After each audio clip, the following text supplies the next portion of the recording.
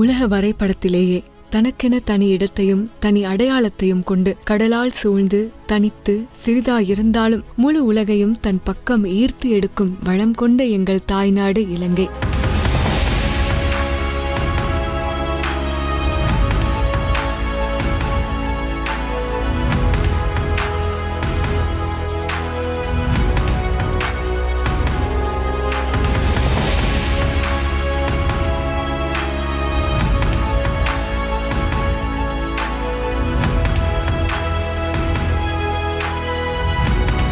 இந்நாட்டு மக்கள் மனிதநேயம் கொண்டவர்கள் என்று சர்வதேச ஆய்வு சொல்கின்றது.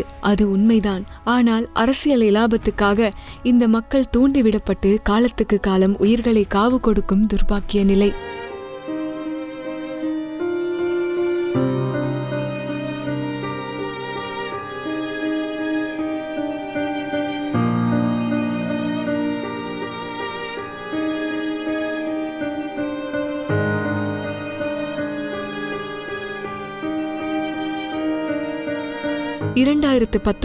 ஏப்ரல் 21 ஈஸ்டர் ஞாயிறு தினம் இந்த தேசம் ஒருபோதும் எதிர்பாராத அந்த கோரச் சம்பவத்தை எதிர்கொண்டது.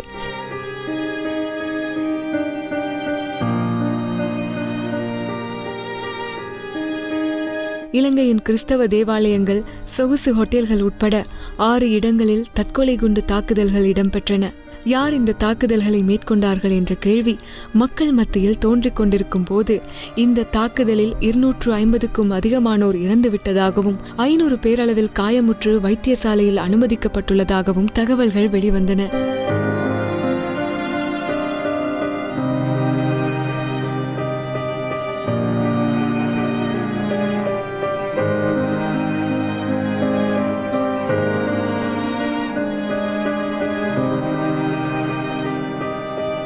தேசிய தௌஹீத் ஜமாத்தின் தலைவர் ஷஹ்ரான் ஹாசிம் என்ற பயங்கரவாதியும் அவனது சகாக்களுமே இந்த தற்கொலை குண்டுதாரிகள் என்ற தகவல் வந்து சில மணி நேரங்களில் சர்வதேச பயங்கரவாத அமைப்பான IS அமைப்பு இந்த தாக்குதலுக்கு பொறுப்பு கூறியது.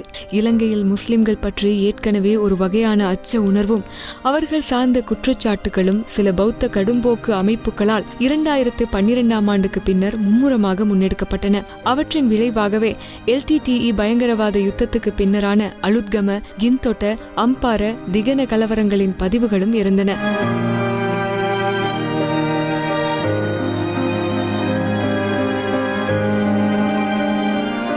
பௌத்த அமைப்புகளின் குற்றச்சாட்டுகளை உண்மைப்படுத்தும் வகையில் ஜாரான் குழுவினரின் செயற்பாடுகள் அமையவே இலங்கை முஸ்லிம்கள் மீதான பார்வையின் கோணம் மாறியது.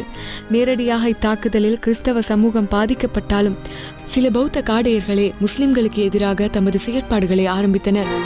அதற்கேற்றாற்போல் சில தமிழ் சிங்கள ஊடகங்களும் மக்கள் மத்தியில் சிறப்புற ஒட்டுமொத்த முஸ்லிம்களையும் பயங்கரவாதிகளாக காட்ட முயற்சித்தன. அதன் விளைவு மிக பெரிய அளவில் வெடித்தது.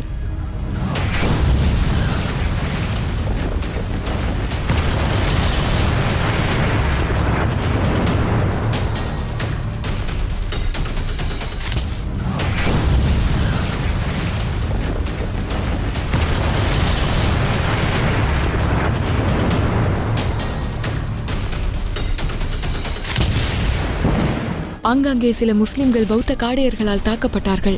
உரிமைகள் பறிக்கப்பட்டன. சமூக வலைத்தளங்களில் முஸ்லிம்களுக்கு எதிரான பிரச்சாரங்கள் மேற்கொள்ளப்பட்டன.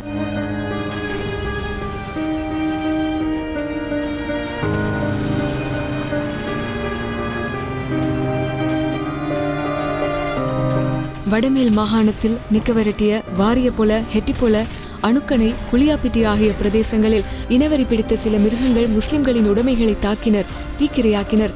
வன்முறைகள் கட்டவிழ்த்து விடப்பட்டன.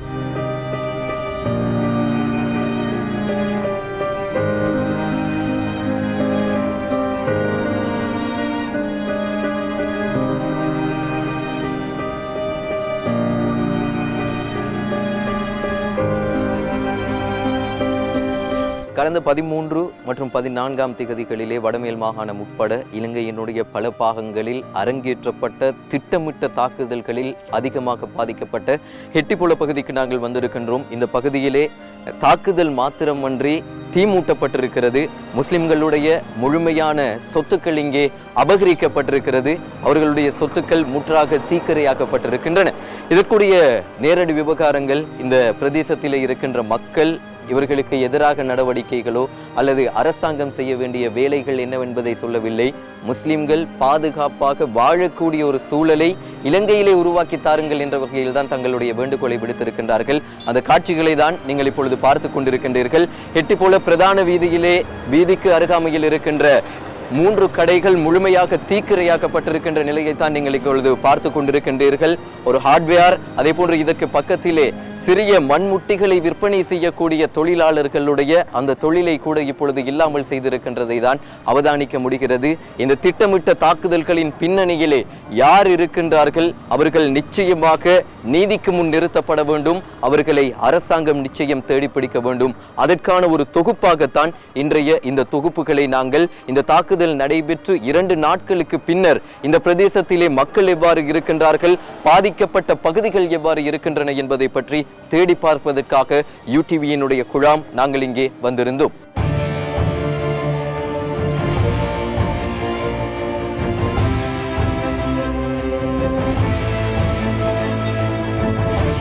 யூடிவியினுடைய குழு நாங்கள் முதலாவதாக நிக்கபெரட்டிய பகுதிக்கு சென்றிருந்தோம்.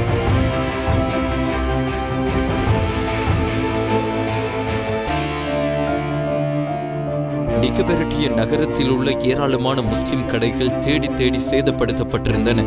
அதேபோன்று நிக்கபெரட்டிய பகுதியில் உள்ள குடியிருப்புகளில் உள்ள வீடுகளும் சேதமாக்கப்பட்டிருந்ததையும் எங்களால் அவதானிக்க முடிந்தது.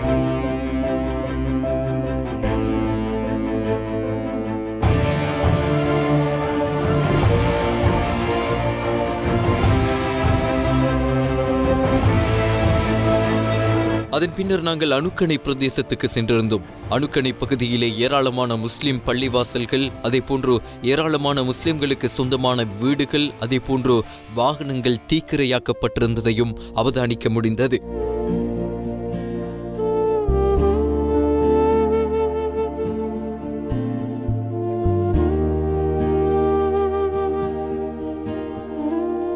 අපි ගෙදර හිටියා. මේ කණ්ඩායම එනකොට අපි පිටිපස්සට දුවලා ගියා. ඩිගෙට්ටුව කඩලා එයාලගේ කඩුක් තිබුණා, මුගුරු තිබුණා, තව මොකක්ද යකඩ කෑලි තිබුණා.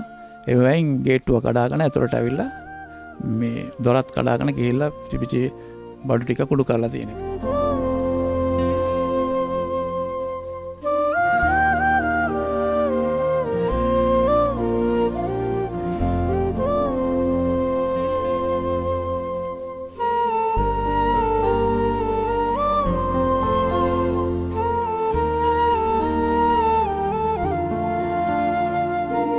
විසියෙක්වෙනිදා ප්‍රහාරය කනේ ඇප්‍රල් මාස 21 ප්‍රහාරයේ සම්බන්ධ පවුල් 3යි.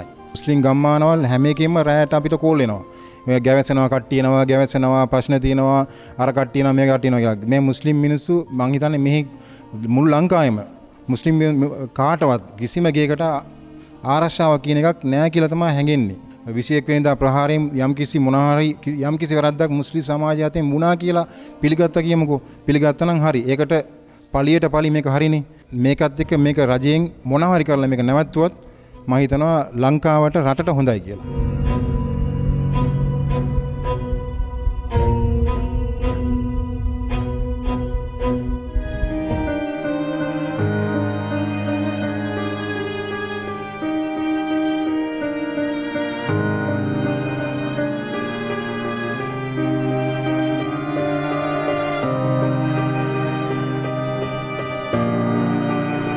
வேன்லேருந்து ஒரு 20 லட்ச ரூபாயோட சாமானை மிஞ்சி அதை ஃபுல்லாக காடையில் வந்து அநியாயமாக நெருப்பு வச்சுட்டே போயிட்டாங்க.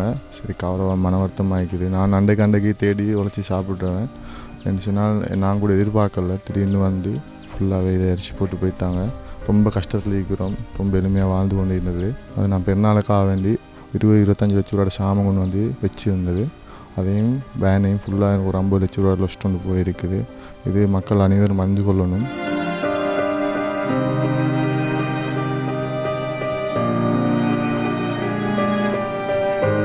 உங்களுக்கு உதவியும் கிடைக்கணும், உங்களோட நஷ்டேடும் கிடைக்கணும். பண்டண்டைக்கு உழைச்சி சாப்பிட்டவங்க தான். அவங்களோட தொழில் பெரிய அளவில் பாதிச்சிருக்கு. உங்களோட தொழிலுக்கு ஏதாவது உதவிகள் செய்வாங்களா இருந்தால் நல்லாயிருக்கும். ඒ වෙනුවෙන් මේ අපිට කණ්ඩායමක් යන ආවා 4:00 විතර කෙලින්ම පල්ලිය ගාවට ගියා කට්ටියක් පළමු කට්ටිය. දෙවෙනි කට්ටිය මෙහාට ඇවිල්ලා අපේ ගෙදරට හැරුණා. කඩලා ජනල් ටික සේරම කඩලා නාස්ති කෙරුවා. අපි ගේ ඇතුලේ හිටියේ අපි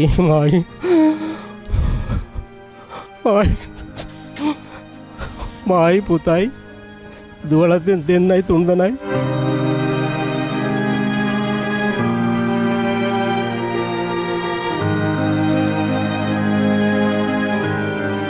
ගම තුළට පැමිණ ගමේ පිහිටා තිබෙන දේවස්ථාන නිවාස කඩසාප්පු හා තවත් වාහනවලට දැඩි හානි එල්ල කරුවා. ඒ එල්ල කරන්න හේතු මොකක්ද කියලා අපිටත් තාම අභිරහසක්. මේක දේශපාලන පරිගැනීමක්ද නැත්නම් වෙනත් පරිගැනීමක්ද කියලා කියන්න බෑ.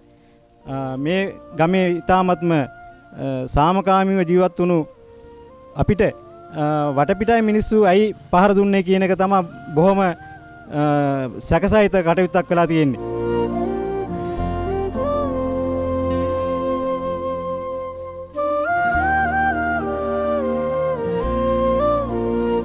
எதிர்பார்க்கல இப்படி ஒன்று நடக்கும்ண்டு நிறைய எல்லாமே இதுக்கு இந்த எங்களோட கடைக்கு பக்கத்தில் எல்லாமே அந்நிய ஆட்கள் தான் நிற்கிறாங்க.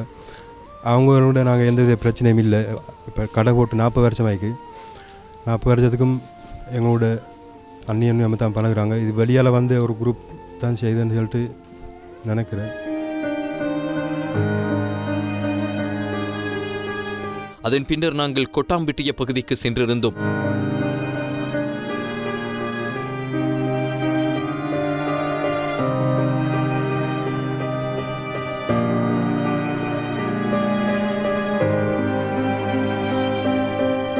கொட்டாம்பிட்டிய பகுதியிலே முட்டி விற்பனை செய்யக்கூடிய வியாபார நிலையம், அதே போன்று வாழைப்பழம் விற்கக்கூடிய வாழைப்பழ கடை, பள்ளிவாசல்கள், வீடுகள் என வாகனங்கள் என அனைத்தும் சேதமாக்கப்பட்டிருந்தன, தீக்கிரையாக்கப்பட்டிருந்தன.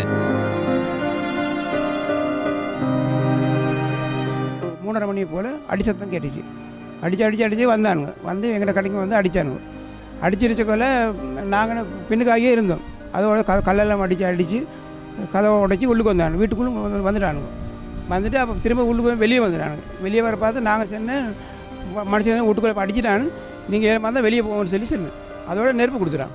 நெருப்பு ஒன்று அடித்தான், சத்தம் ஒன்று கேட்டு நெருப்பு கொடுத்துட்டான். நெருப்பு கொடுத்து நாங்கள் என்ன செஞ்சு உள்ள தேவையான டாக்குமெண்ட்ஸ் இருந்துச்சு, பேஸ் சர்டிஃபிகேட், பிள்ளை பேஸ் இருந்துச்சு. அதெல்லாம் எடுத்து நாங்கள் ஒரு பின்னுக்கு ஓடி. முஸ்லிம் பள்ளிவாசல்கள் அதே போன்று மதரசாவும் முழுமையாக தீக்கிரையாக்கப்பட்டிருந்தன.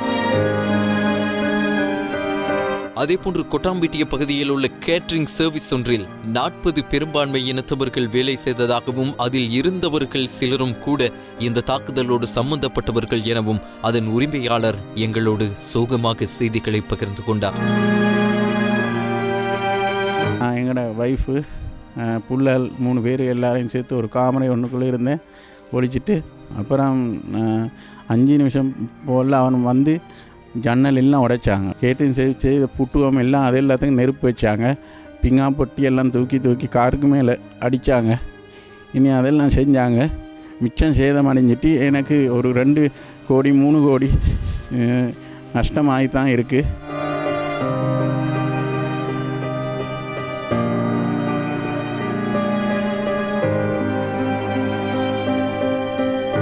திடீரென்று இந்த வந்தாங்க நிறைய பேர், 1500 பேருக்கும் மேற்பட்டாக்கிட்டன் வந்து முன்னால் வார சத்தம் கேட்டு நாங்கள் ஓடி வந்து கதவெல்லாம் முடிந்து உள்ளுக்கு போனோம். போய்த்து ஒரு ரூமில் புள்ளாலோட ஒரு மூலையில் இருந்துடும். இப்போ எங்களுக்கு பொருளாதாரம் கூடிய அளவு வீழ்ச்சி அடைஞ்சிட்டு, ஏன்னா நிறைய நாங்கள் இதால் தான் தொழில் நிறைய செஞ்சு கொண்டு இருந்தேன். இது எங்களோட வியாபாரத்துக்கு நிறைய பாதிப்பு ஏற்பட்டிருக்கு. இந்த பயங்கரவாதத்துக்கு எந்த சம்பந்தமும் இல்லாமல் நாங்கள் அதுக்கு எதிர்த்திருந்த முஸ்லீம்கள் நாங்கள். ஏண்டா இப்படியானது ஒரு நிலையில் எங்களுக்கு இன்னும் வந்து இவங்க தாக்கக்குள்ள எங்களால் தாங்கவே இல்லாத ஒரு நிலை.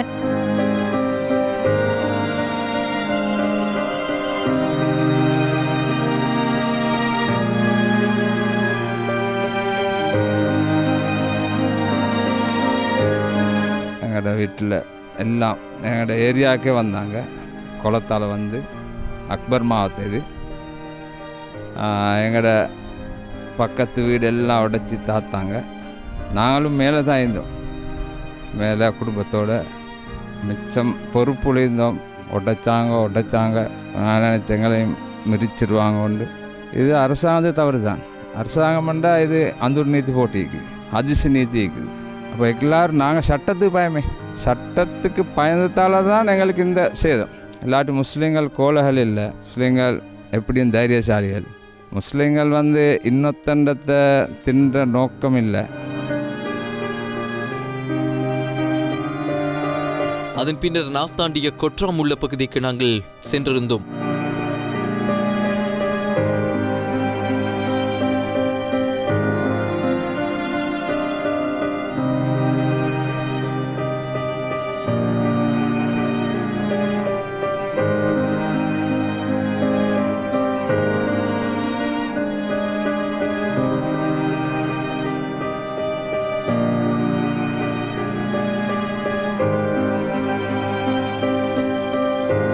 බයික්වල් 150ක් විතර ගම්මාට ඇතුල් වුණා හන්දිය පැත්තෙන්. කියන්නේ බෝතලගම පැත්තේ ඉඳන් මේ ඇටැක් කරලා ආපු කට්ටිය ඔක්කොම කඩුත් එක්ක පොලුත් එක්ක සාමාන්‍ය GI පයිප් වල හදලා වෙල්ඩින් කරලා. අනිත් එක ලී වල බැට් වගේ හදලා තියෙනවා ගහන්න. ඒ වගේ මේ ආයුධ වලට ඔක්කොම තමයි කට්ටියම ඇතුල් වෙන්නේ.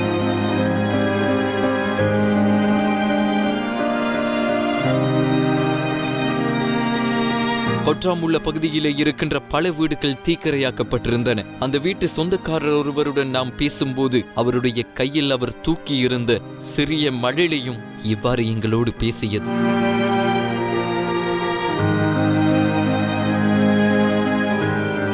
ගෙවල් ඔක්කොම දොරවල් වහලා ගේ ඇතුළට වෙලා හිටියා. ඉන්නකොට ටික වෙලාවකින් ගැහණු කෙනෙක් බයික් එකකින් කෑ ගහගෙන ගියා ගාපල්ලා මේ ගෙවල් වලට. එතකොට ඒ පැත්තේ ඉන්න උන් මෙහෙට එයි කියලා. ගල් පාරවල් විසි වුණා. ළමයි බය වෙලා කෑ ගහන්න ගන්නකොට අපි ගියා පිටිපස්සේ ගෙවල් වලට ඇතුළට. ඊට පස්සේ ඒ ටිකකින් ආයි සද්දේ. එතකොට පොලිසියෙන් සද්දය ඇහුණා. බයික් එකකින් එනවා. එතකොට පොලිසියයට ඒ කෙනා කිව්වා ඉඳගෙන මෙහෙමයි මුස්ලිම් කට්ටිය අපිට ගහනවා, පොළු වලින් උස්සන් එනවා ගහන්න කියලා. මගේ පොඩි පුතාට ෆිට් එක හැදුනා. ඒකේ ෆයිල් එක මට හරි උමනයි, ළමයින්ට ඇඳුමක්වත් තිබ්බේ නැහැ. ඒ ටික හරි මට ගන්න කාගෙන් හරි උදව්වක් ඉල්ලගෙන පිටිපස්සෙන් හරි දොර කඩාගෙන අපි ඇතුළට යන් කියලා. ఏందే మిటి హాస్పిటల్ తా తంబిదే ఏందే ఓ ఏంది ఊడు నెరుపుల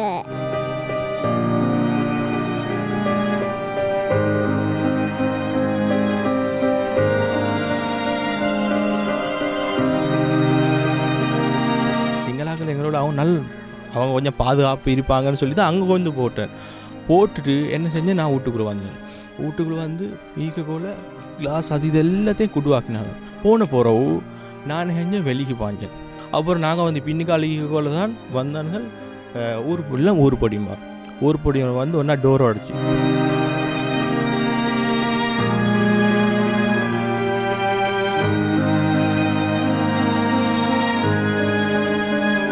இந்த தாக்குதல்களின் பின்னணியிலே அங்கேதான் ஒரு உயிர் காவு கொள்ளப்பட்டிருந்தது. அந்த உயிர் காவு கொள்ளப்பட்டவருடைய வீட்டுக்கு நாங்கள் சென்றிருந்தோம். அவர்களுடைய பிள்ளைகள் தங்களுடைய சோகத்தை இவ்வாறு பகிர்ந்தார்கள் எங்களோடு. இதுவரை நீங்கள் பார்த்தது அவர்களுடைய சொத்துக்களுக்கு சேதம் ஏற்படுத்தி இருந்தார்கள், அவர்களுடைய சொத்தினை முழுமையாக தீக்கிரையாக்கி இருந்தார்கள். ஆனால் இந்த நாத்தாண்டிய பகுதியிலே ஒரு உயிரை பறிகொடுத்திருக்கின்றார்கள். இவர்களுடைய இந்த மிலைச்சத்தனமான தாக்குதலின் பின்னணியிலே ஒரு உயிர் பறிப்போயிருக்கிறது. எங்கோ ஒருவர் தாக்குகின்ற பொழுது அவரும் நிச்சயமாக யாரோ ஒருவருக்கு பிறந்த பிள்ளையாகத்தான் இருக்க வேண்டும். இந்த தந்தைக்கும் நிச்சயமாக பிள்ளைகள் இருக்கும், இந்த தந்தைக்கும் நிச்சயமாக குடும்பம் இருக்கும். அவர்களுடைய வலிவேதனையை யார் ஈடு செய்ய போகின்றார்கள் என்பது கேள்விக்குறியாகத்தான் இருக்கிறது. வாப்பொல்லு வந்து வாப்பா இசாலாம் தொழிட்டு மாலிபெல்லாம் தொழிட்டு மிக கெட்டி அவரை சொன்னேன் எங்களை அடிக்கவாண்டு கேள்விப்பட்டேன். அப்புறம் வாப்பா கேள்விப்பட்டு வீட்டுக்குள்ளே நீங்கள் கதவை மூட்டு போடுங்க லுக் பண்ணிட்டு நான் வெளியே போய்ட்டு பார்த்துட்டு வாண்டு போனது போக்கில் அங்கே அந்த வீட்டுக்கு அடிக்கிற சத்தம் கேட்டு அதுக்கப்புறம் வாப்பா வந்தார். வந்துட்டு திரும்ப போனேன். போக்கில் வெளியிடங்குள்ள இங்கே கேட் அடிக்கிற சத்தம்.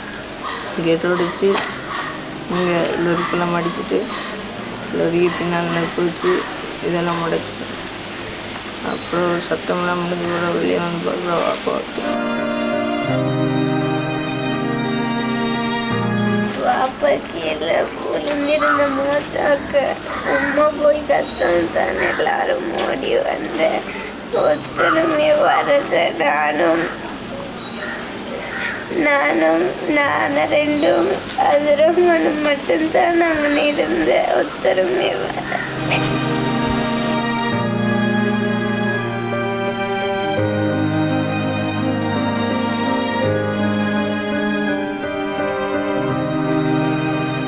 මේ හිටියේ ගොඩක් මිනිස්සු ගියා.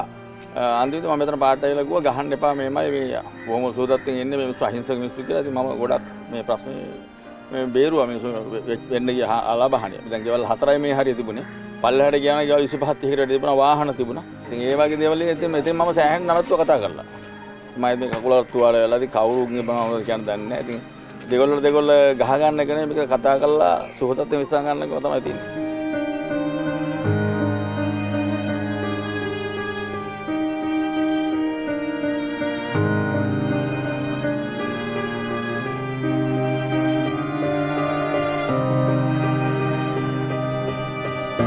இரண்டாயிரத்து 14ஆம் ஆண்டு அளுத்கம பகுதியிலே அரங்கேறிய அந்த ஒடுக்குமுறைகள் இல்லை என்றால் அந்த திட்டமிட்ட குழுக்களினுடைய தாக்குதலினுடைய பின்னணியில்தான் ஒரு ஆட்சி மாற்றத்தை சிறுபான்மை எதிர்பார்க்கிறது. அதன் பின்னர் இந்த நல்லாட்சி அரசாங்கத்தை தோற்றுவிக்கின்றார்கள். இந்த நல்லாட்சி அரசாங்கத்திலே அரங்கேறுகின்ற 3வது திட்டமிட்ட குழு தாக்குதலாக இது அரங்கேறுகிறது.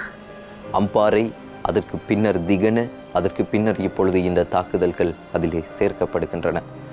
இந்த உலகத்திலே வாழக்கூடிய மக்கள் அத்தனை பேரும் தம் நாடுகளிலே சமாதானமாக வாழக்கூடிய ஒரு சூழலை தான் எதிர்பார்க்கிறார்கள். இலங்கையிலும் அதனைத்தான் மக்கள் எதிர்பார்க்கிறார்கள். பாதிக்கப்பட்ட பகுதிகளிலே இருந்த அத்தனை மக்களும் சொன்ன ஒரே வார்த்தை, முஸ்லிம்கள் நிம்மதியாக வாழக்கூடிய ஒரு சூழலை இந்த அரசாங்கம் உருவாக்கி தர வேண்டும் என்றுதான். அரசியல் வட்டாரத்தில் பல விவகாரங்கள் இது தொடர்பில் பேசப்பட்டு வந்தாலும் இந்த மக்களினுடைய எதிர்பார்ப்பு சமாதானத்துக்குரிய வாழ்க்கை, இந்த இலங்கை தாய் நாட்டினுடைய எதிர்பார்ப்பு சமாதானமாக வாழ வேண்டும் என்று. அந்த சமாதானத்தினுடைய முடிவு காலம் எப்பொழுது கிடைக்கும் என்பதை நாங்களும் எதிர்பார்த்து கொண்டே இருக்கிறோம்.